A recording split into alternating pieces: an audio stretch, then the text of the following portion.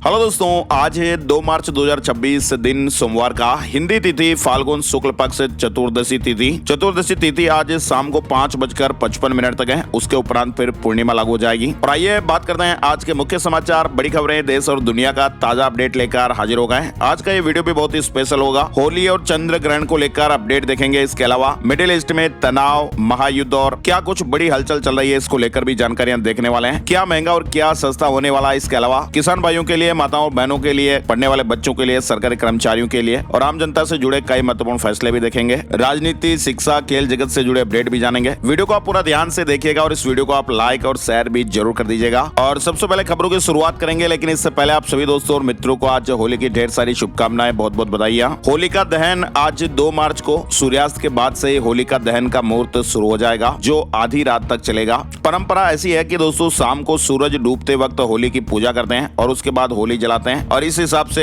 आज होली जलाने का जो मुहूर्त है ना, वो शाम 6 बजे से शुरू हो रहा है और रात में करीब 12 बजे तक रहेगा। और इस दौरान भद्रा का अशुभ समय भी नहीं होगा। होली का पूजन के लिए जरूरी चीजें भी आप स्क्रीन पर देख सकते हैं। इसके अलावा पूजन विधि भी आपको बताई गई है। पंचांग के अनुसार होली का दहन फाल्गुन पूर्णिमा को, रंग वाली होली चैत्र कृष्ण प्रतिपदा को होती है। और वैसे भी होली का दहन का पर्व सिर्फ रंगों का उत्सव नहीं, बल्कि ये बुराई पर अच्छाई की जीत का पर्व है। और होली का दहन का ये महत्व भी यही होता है, यही संदेश हमें मिलता है कि कितना भी बड़ा अन्याय हो, अंत में सत्य यानी धर्म की ही जीत होती है। और इस साल होली के त्योहार को लेकर थोड़ा भ्रम भी बन गया। दरअसल इसके पीछे कारण रहा दोस्तों पूर्णिमा तिथि का 2 और 3 मार्च को होना, और फिर चंद्र ग्रहण और भद्रा भी है। और वैसे आपको बताएं, इस साल होली पर 500 साल बाद शुक्र ग्रह मालव्य महापुरुष राजयोग भी बन रहा है। और इसके अलावा सूर्य और शुक्र के संयोग से शुक्रादित्य राजयोग भी बन रहा है। और साथ ही सूर्य, बुध, मंगल और राहु का योग भी बन रहा है। ऐसे में होली पर्व का महत्व और भी बढ़ेगा। पूर्णिमा तिथि की शुरुआत आज शाम 5:55 पर हो रही है और 3 तारीख को पूर्णिमा तिथि शाम में 5:08 पर खत्म हो जाएगी। पंचांग के अनुसार 2 मार्च को भद्रा पूरे दिन रहेगी और भद्रा में होली का दहन नहीं किया जाता है, लेकिन भद्रा पुच्छ में होली का दहन हो सकता है। तो होली जलाने का जो मुहूर्त है वो आज शाम 6 बजे से शुरू हो रहा है और रात में करीब 12 बजे तक रहेगा। और साथ ही 3 मार्च को दोपहर 3:20 पर चंद्र ग्रहण की शुरुआत होगी। चंद्र ग्रहण कल यानी 3 मार्च को,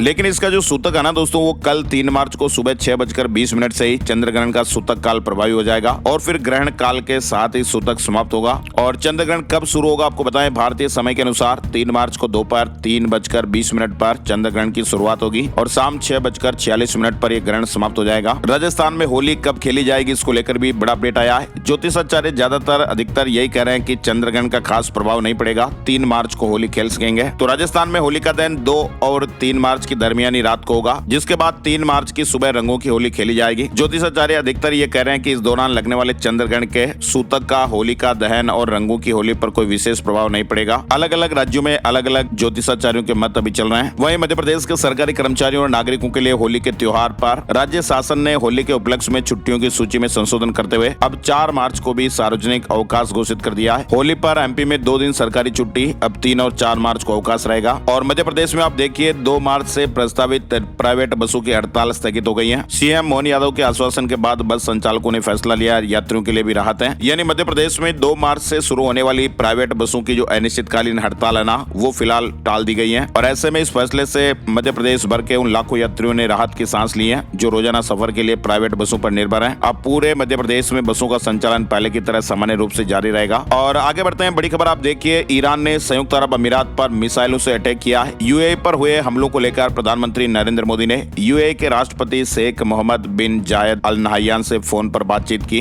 पीएम मोदी ने यूएई के राष्ट्रपति से बातचीत की और कहा कि इस मुश्किल समय में भारत साथ खड़ा है। और इधर खामेनेई की हत्या पर ओवैसी का पहला बयान भी सामने आया। उन्होंने कहा कि ईरान के लोग इसका जवाब जरूर देंगे। एआईएमआईएम सुप्रीमो असदुद्दीन ओवैसी ने अयातुल्ला अली खामेनेई की हत्या की कड़ी निंदा करते हुए इसे कायरतापूर्ण बताया और कहा कि ईरान जवाब देगा। इधर मिडिल ईस्ट में बढ़ते तनाव के बीच फंसे यात्रियों को बड़ी राहत देते हुए अबू धाबी के कल्चर एंड टूरिज्म डिपार्टमेंट ने सभी होटलों को यह निर्देश दिया कि यात्रा प्रतिबंधों के कारण रुकने को मजबूर मेहमानों को ठहराव बढ़ाने की अनुमति दी जाए। इस अतिरिक्त ठहराव का पूरा खर्च सरकार उठाएगी। मिडिल ईस्ट में तनाव के कारण अबू धाबी में फंसे यात्रियों के लिए राहत की खबर आई है। यूएई सरकार होटल का खर्च उठाएगी। और इसी बीच आप देखिए, ईरान में फंसे भारतीय छात्रों को लेकर माता पिता चिंतित हैं। सरकार से सुरक्षित वापसी की गुहार लगाई है। ईरान में अमेरिका इजराइल तनाव के बीच फंसे हुए भारतीय छात्रों, खास करके एमबीबीएस अंतिम वर्ष के विद्यार्थियों की सुरक्षा पर चिंताएं बढ़ गई हैं। जम्मू कश्मीर स्टूडेंट एसोसिएशन ने पीएम मोदी से उनकी सुरक्षित वापसी के लिए हस्तक्षेप की मांग की है। वहीं खामेनेई की मौत के बाद 3 सदस्यीय परिषद परिषद संभालेगी। ईरान का शासन सुप्रीम लीडर के लिए चुनाव होगा। सुप्रीम लीडर अयतुल्ला अली खामेनी की जान चली गई। इसके बाद अब ईरान में सत्ता हस्तांतरण शुरू हो गया है। फिलहाल राष्ट्रपति पेजेशिकियान, मुख्य न्यायाधीश एजाई और अली रेजा अराफी की 3 सदस्यीय अंतरिम परिषद देश का नेतृत्व करेगी। ये परिषद स्थायी सुप्रीम लीडर के चुनाव तक सर्वोच्च जिम्मेदारी संभालेगी। इधर पश्चिमी एशिया में महासंग्राम से दिल्ली के बाजारों की भी टेंशन बढ़ी हुई है। 5,000 करोड़ रुपए का कारोबार प्रभावित होने की आशंकाएं हैं। पश्चिमी एशिया में जारी संघर्ष से अब दिल्ली के व्यापार और निर्यात पर भी गहरा असर पड़ा है। और तो और आप देखिए, अमेरिका और इजरायल हमले के बाद 3,000 से ज्यादा उड़ानें रद्द करनी पड़ी। मिडिल ईस्ट का एयर स्पेस बंद है। भारत की कई सारी फ्लाइट्स भी प्रभावित हैं।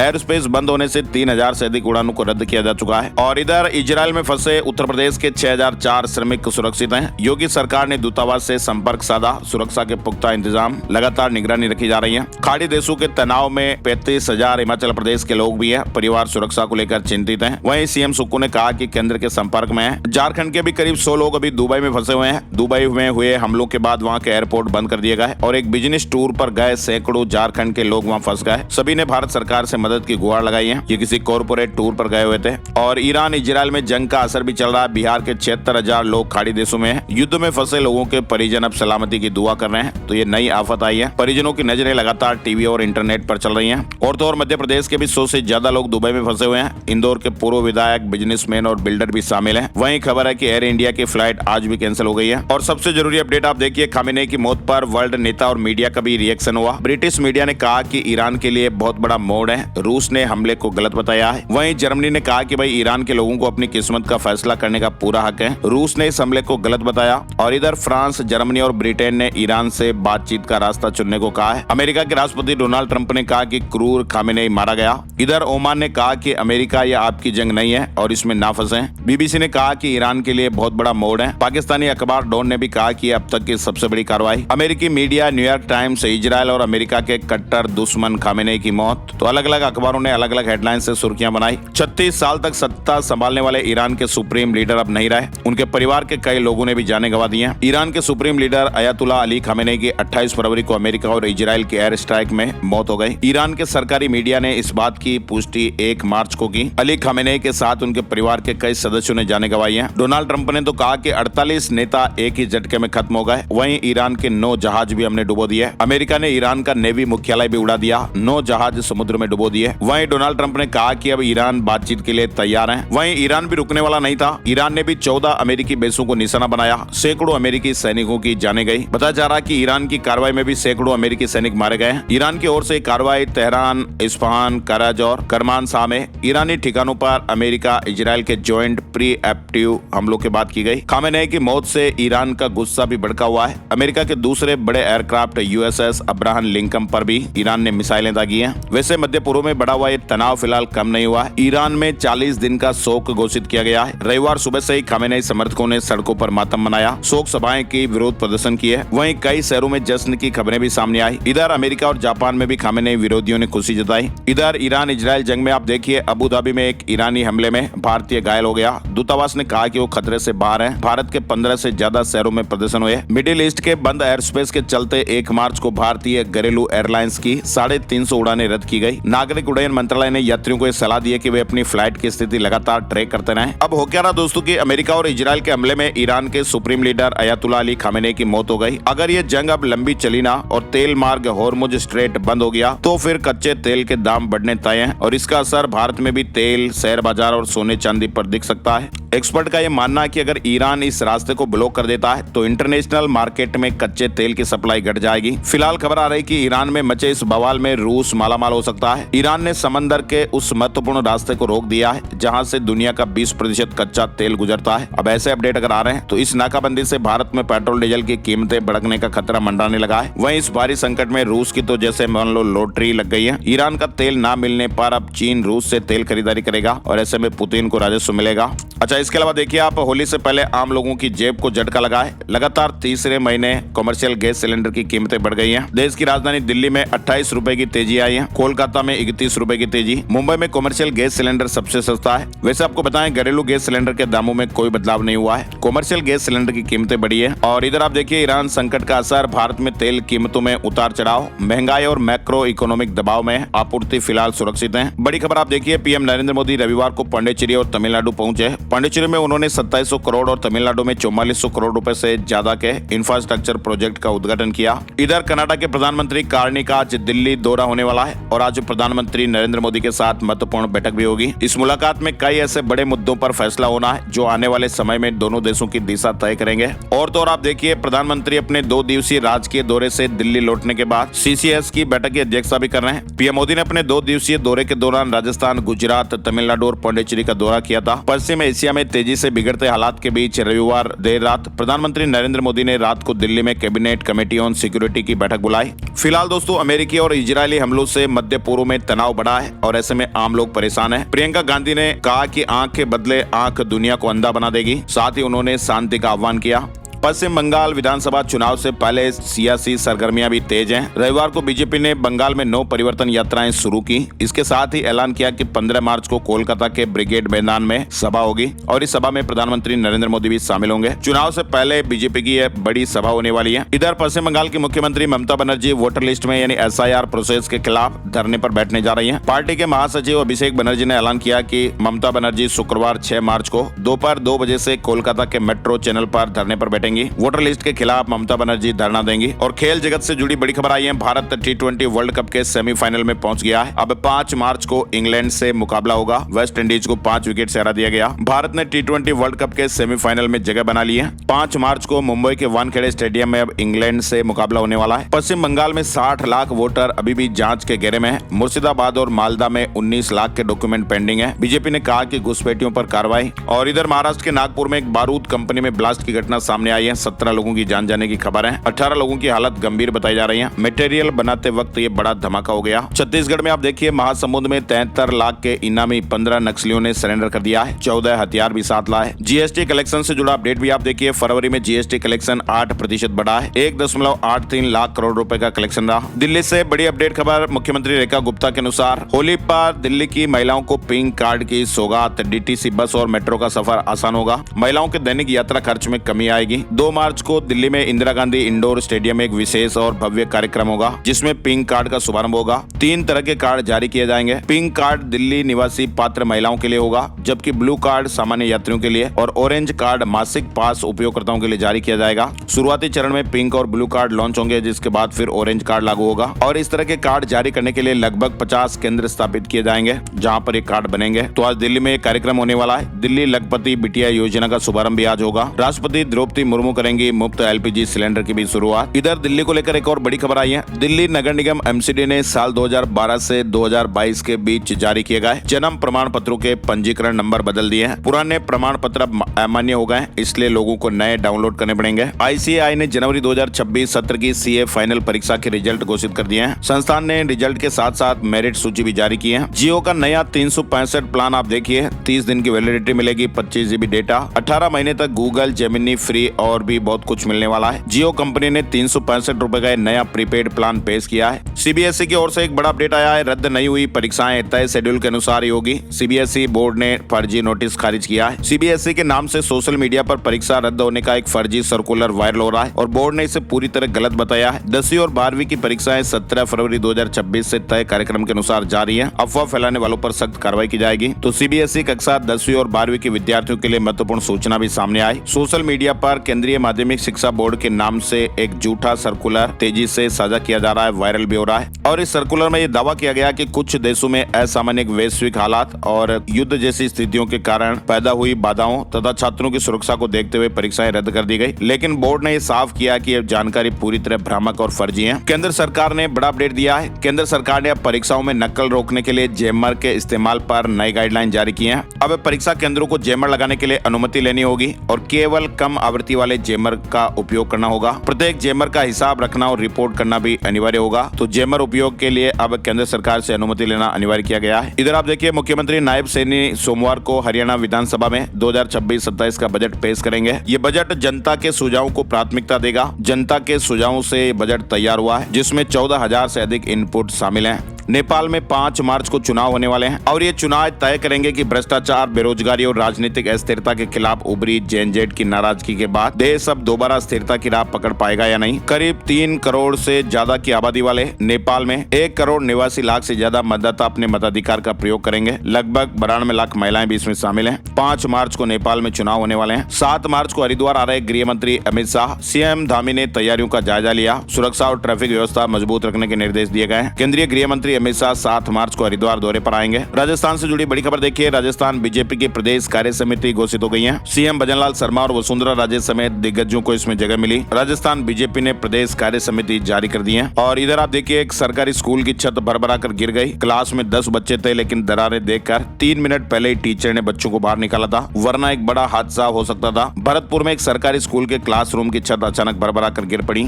इधर जोधपुर के 120 श्रद्धालु दुबई में फंसे हुए हैं। कथा सुनने के लिए 23 फरवरी को गए थे। देर रात एयरपोर्ट पहुंचे तो पुलिस ने उन्हें वापस होटल में भेज दिया। साथ ही आप देखिए, होली पर जयपुर मेट्रो को लेकर भी अपडेट आया है। जयपुर में धुलंडी पर 9 घंटे मेट्रो बंद रहेगी। जयपुर में धुलंडी के दिन 3 मार्च को Jaipur metro rail corporation limited की यात्री सेवाएं आंशिक रूप से बंद रहेगी। सुबह 5:20 से दोपहर 2 बजे तक मेट्रो ट्रेनें संचालित नहीं होगी और इसके बाद फिर दोपहर 2:10 से रात 10:21 तक मेट्रो सेवाएं सामान्य रूप से चलेंगी। राजस्थान विधानसभा के बजट सत्र की अब तक 20 बैठकें हो चुकी है और अब 5 दिन अवकाश के बाद 5 और 6 मार्च को 2 दिन सदन की फिर कार्यवाही होनी है और इन्हीं 2 दिनों में 3 बिल लाए जाएंगे। सीएम से मिले उदयपुर सांसद, जनजाति आयोग की मांग उठाई है, युवाओं की उम्मीदों और टीएसपी नियमों के नए फैसले पर बातचीत की। देश भर के कक्षा 9वीं के स्टूडेंट के लिए भारतीय अंतरिक्ष अनुसंधान संगठन यानी इसरो ने युवा वैज्ञानिक कार्यक्रम युविका 2026 शुरू कर दिया है। इस 2 सप्ताह के आवासीय अंतरिक्ष प्रशिक्षण के लिए ऑनलाइन आवेदन 27 फरवरी से शुरू हो चुके हैं। अंतिम तारीख 31 मार्च 2026 है। चयनित स्टूडेंट को 11 मई से 22 मई 2026 तक देश के 7 इसरो केंद्रों पर स्पेस साइंस और स्पेस टेक्नोलॉजी की ट्रेनिंग दी जाएगी। 9th क्लास के बच्चों के लिए अपडेट है। अजमेर डिस्कॉम ने 10 मृत कर्मचारियों के परिवारों को नौकरियां दी। 7 को वाणिज्यिक सहायक बनाया गया। 3 को चतुर्थ श्रेणी कर्मचारी पद पर पोस्टिंग मिली है। दिवंगत कर्मचारियों के आश्रितों को अनुकंपा नियुक्ति मिली है। इधर राजस्थान के भीलवाड़ा में एक भाई साहब किराए का कमरा लेकर गांजा बेच रहे थे। 18 किलो गांजा जब्त किया गया। अवैध गांजा सप्लाई से जुड़ी पूछताछ फिलहाल शुरू हो गई है। केंद्रीय माध्यमिक शिक्षा बोर्ड सीबीएसई ने इस साल से ही बोर्ड परीक्षाओं में विद्यार्थियों को दूसरा अवसर देने की व्यवस्था लागू की है। 10वीं और 12वीं की मुख्य बोर्ड परीक्षाएं फिलहाल जारी हैं, जबकि दूसरी परीक्षा अप्रैल में होगी। जिन विद्यार्थियों को पहली परीक्षा में कम नंबर आने का अंदेशा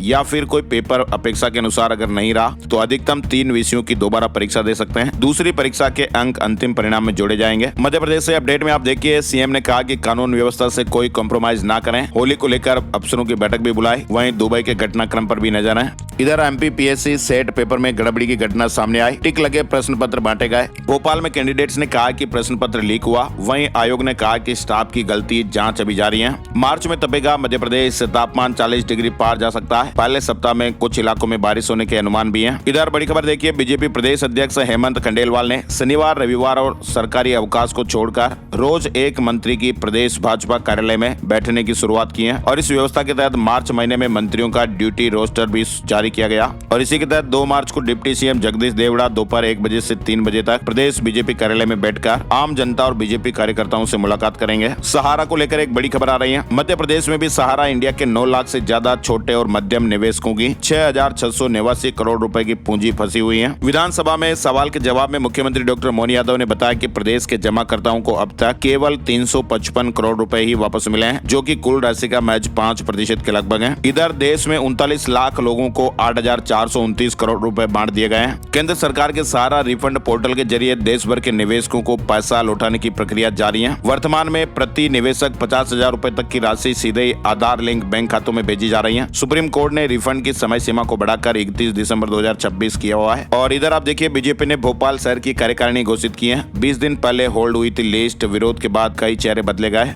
ग्वालियर हाई कोर्ट ने मध्य प्रदेश सड़क परिवहन निगम के सेवानिवृत्त कर्मचारियों के पक्ष में यह महत्वपूर्ण फैसला सुनाया है। इस फैसले से निगम के सेवानिवृत्त कर्मचारियों को एक्स ग्रेसिया राशि और अन्य बकाया भुगतान मिलने का रास्ता साफ हो गया है। ऐसे में कर्मचारियों में खुशी का माहौल है। मध्य प्रदेश हाई कोर्ट की ग्वालियर खंडपीठ ने एक महत्वपूर्ण फैसले में नाबालिग बच्चे की कस्टडी उसके दादा को सौंप दी है और इसके साथ ही कोर्ट ने दतिया फैमिली कोर्ट के उस आदेश को रद्द कर दिया है जिसमें बच्चे की कस्टडी मां को दी गई थी। मध्य प्रदेश हाई कोर्ट की ग्वालियर खंडपीठ ने कहा कि बच्चे का हित सबसे महत्वपूर्ण है और उसी आधार पर कस्टडी तय की जानी चाहिए। कोर्ट ने यह पाया कि दादा सरकारी शिक्षक हैं और बच्चे बच्चे की शिक्षा, स्वास्थ्य और देखभाल के लिए बेहतर व्यवस्थाएं कर सकते हैं। वहीं बच्चे ने भी कहा कि मैं दादा के साथ खुश हूँ और माँ को एक बार बच्चे से मिलने का अधिकार भी रहेगा। हर महीने एक बार बच्चे से मुलाकात का अधिकार दिया गया। और इधर आप देखिए, सतना में स्थित इलाहाबाद बैंक में एक आउटसोर्स कर्मचारी रहे एक शख्स ने एक ऐसा फर्जीवाड़ा किया कि जांच एजेंसी भी हैरान रह गई। मृत लोगों की पेंशन निकालने के मामले में 28 फरवरी को सीबीआई की एक विशेष अदालत ने एक आरोपी ब्रजेश तिवारी नाम के व्यक्ति को 4 साल की सजा सुनाई है। 37 मृत कर्मचारियों के खातों से 27,55,000 रुपए हड़प लिए गए और ऐसे में सतना इलाहाबाद बैंक घोटाले में आउटसोर्स कर्मचारी को ये 4 साल की सजा हुई है। अच्छा, इसके अलावा देखिए आप, मध्य प्रदेश हाईकोर्ट ने स्पष्ट किया कि यदि किसी जमीन के मालिकाना हक यानी टाइटल का विवाद सिविल कोर्ट में लंबित है तो राजस्व अधिकारी उससे जुड़े आदेश को लागू नहीं कर सकते। जमीन विवादित हो तो कब्जा नहीं दिलाएगा राजस्व। छत्तीसगढ़ में पेपर लीक कराया तो फिर जेल 1 करोड़ तक जुर्माना लग सकता है। छत्तीसगढ़ में भर्ती परीक्षाओं की सुचिता से खिलवाड़ करने वालों के अब बुरे दिन शुरू होने वाले हैं। छत्तीसगढ़ राज्य सरकार इसी बजट सत्र में छत्तीसगढ़ लोक परीक्षा अधिनियम लाने जा रही है, जिसमें ऐसे सख्त प्रावधान किए जाएंगे। नकल करते पकड़े गए तो फिर 1 से 5 साल तक की जेल और 5 लाख रुपए तक जुर्माना। नकल कराते गिरोह पकड़ा गया तो जेल के साथ 1 करोड़ रुपए जुर्माना भी देना पड़ सकता है। उत्तर प्रदेश में अब डिजिटल होगा ग्राम पंचायतों का काम। प्रधान और सचिवों को स्पेशल ट्रेनिंग दी जाएगी। गाजियाबाद के लोनी में यूट्यूबर सलीम पर हमला करने वाले आरोपी को पुलिस ने मुठभेड़ में मार गिराया है। यूट्यूबर सलीम पर हमला करने वाला आरोपी एनकाउंटर में ढेर हो गया है। सीएम योगी आदित्यनाथ ने चेतावनी दी थी। सलीम वास्तविक खुद को एक्स मुस्लिम बताते हैं और वो यूट्यूब पर वीडियो भी डालते हैं। उनके वीडियो कंटेंट को लेकर सोशल मीडिया पर कई बार विरोध और धमकियां भी देखने को मिलती हैं। अयोध्या में 20 करोड़ से बनेगा आधुनिक स्पोर्ट्स कॉम्प्लेक्स। 2800 वर्ग मीटर जमीन पर ग्राउंड फ्लोर समेत 3 मंजिला भवन बनने वाला है। अयोध्या में खेल की सुविधाओं को 20 करोड़ की लागत से समृद्ध किया जा रहा है। बिहार से जुड़ा अपडेट आप देखिए। पटना जू बर्ड फ्लू के खतरे को देखते हुए अलर्ट मोड में है। पटना जू में कई एहतियात बरते जा रहे हैं। मोर और अन्य पक्षियों के कैच के आसपास भी कीटनाशक दवाइयों का छिड़काव किया जा रहा है। पक्षियों की देखभाल करने वाले सभी कर्मचारियों को मास्क उपलब्ध कराया गया है। 24 घंटे निगरानी रखी जा रही है। पशु पक्षियों के स्वास्थ्य को लेकर भी अलर्ट है। जानवरों के खान पान में भी बदलाव किया गया है। 7 मार्च तक पटना जू दर्शकों के लिए भी बंद किया गया है। बर्ड फ्लू के कारण यह फैसला लिया गया। बेगूसराय में होमगार्ड अभ्यर्थियों का अनिश्चितकालीन भूख हड़ताल। सरकार के खिलाफ नारेबाजी भी हो रही है। पटना नगर निगम के कर्मचारी अब यूनिफॉर्म में दिखाई देंगे।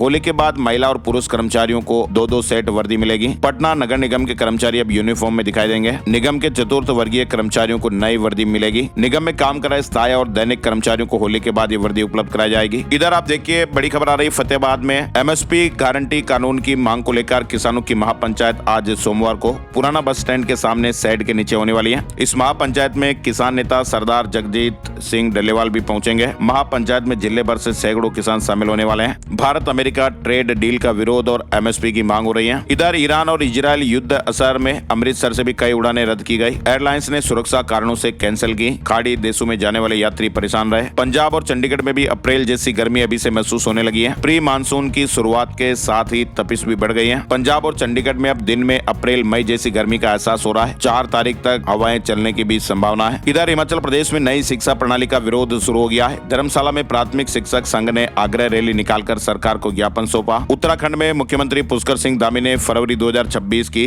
सामाजिक सुरक्षा पेंशन किस्त 1 क्लिक के माध्यम से जारी कर दी है। 9,57,651 लाभार्थियों के बैंक खातों में 141 करोड़ 91,61,000 रुपए की राशि हस्तांतरित की गई और इसमें वृद्धावस्था पेंशन के सबसे अधिक लाभार्थी हैं। आज के मुख्य समाचार के वीडियो में फिलहाल बस इतनी खबरें। ऐसी ताजा खबरों का अपडेट वीडियो हम हर रोज आपके लिए लेकर हाजिर होते रहते हैं, तो इस वीडियो को आप कर दीजिएगा लाइक और शेयर। वीडियो को आपने यहाँ तक देखा, इसके लिए आपका दिल से बहुत बहुत शुक्रिया और धन्यवाद। नए वीडियो में नई जानकारी के साथ जल्दी फिर मिलते हैं। तब तक के लिए जय हिंद, जय भारत, वंदे मातरम। होली की आप सभी को एक बार फिर से ढेर सारी शुभकामनाएं, बहुत बहुत बधाइयाँ।